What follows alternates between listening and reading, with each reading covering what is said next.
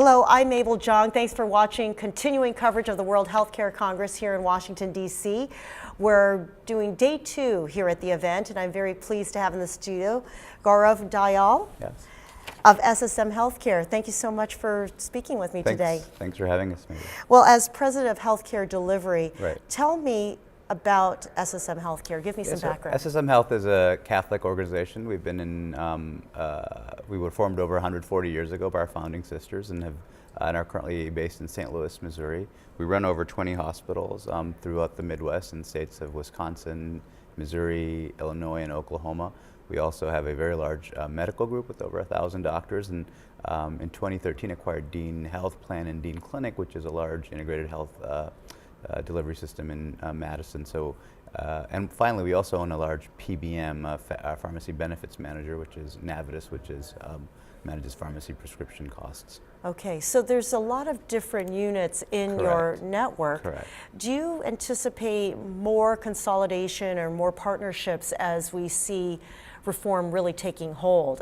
Just not just with SSM Health, but other organizations. Well, just yesterday you saw 2 very big deals announced. So I think there is ongoing consolidation in the deals. One of the large deals was around the acquisition of USPI, which is a large outpatient surgical management firm, which was acquired by one of the large health insurance companies. So I think we're going to see ongoing consolidation in that as a result of structural changes in the U.S. healthcare delivery system, yes. And what will that mean for integration? You know, integration is always a challenge. There's cultural issues that come up with integration, and there's obviously, it takes time for different large complex organizations to come together. But I think in our case, at least, we feel like the end results have been very positive for a large acquisition that I referenced earlier with Dean Health System. But again, I think it would be simplistic to say that these are very easy and you just put these different parts together and they move forward. It definitely takes time. It takes the ability to manage complex environment as well as cultural issues. But our hope is that by putting these dispersed parts of the system together, we can eventually lead to better coordinated care and hopefully lower the cost of care over time. It sounds like it's really a work in progress, and like you said, it will take some time, but what are some of the first steps in putting all of these disparate pieces together?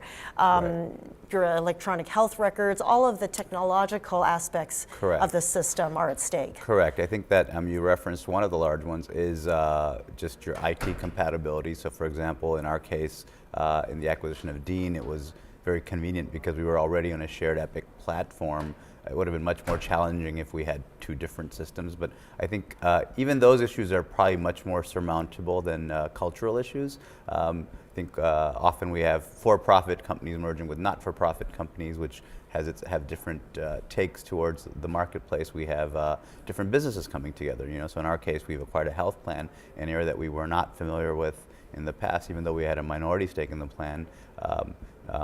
Which we put together with a hospital and a medical group. So those are things that I think are brand new, and vice versa. The health plan is not familiar to working with a large integrated delivery system. So I think those are complex issues as well about getting to new businesses and how to operate new businesses. We feel very comfortable operating hospitals. Being in the hospital business for about 140 years, our level of comfort in operating non-hospital businesses less so. I think there's going to be a steep learning curve for us, which I think we're doing a good job on, but I think we're seeing that not just with us, but other healthcare systems, that they're getting into businesses that are very new to them. So if you're active and busy with some of these integration issues on that side, what does it mean for other things that healthcare is trying to achieve now, which is payment reform, better care, more efficient care? How can you focus on that as well? Yeah, that's a really good point because we still have our day jobs and things that we were already focusing on. I think, you know, it requires reallocation of resources. Obviously, it requires getting people with different talents. In our case, what we did is we did free up some executives' times, including me being one of them, to really focus on getting a lot of the integration work done. And at the same time, sometimes you need external help, especially while you're doing the transaction. In our case, we also used some external help as part of the integration and cultural integration work. But the real work really starts when all the experts leave and the internal folks manage the process. We had an advantage that we already had an existing working relationship with with Dean, we had a part ownership in them already. We'd been working very closely with them for the past 90 years, actually.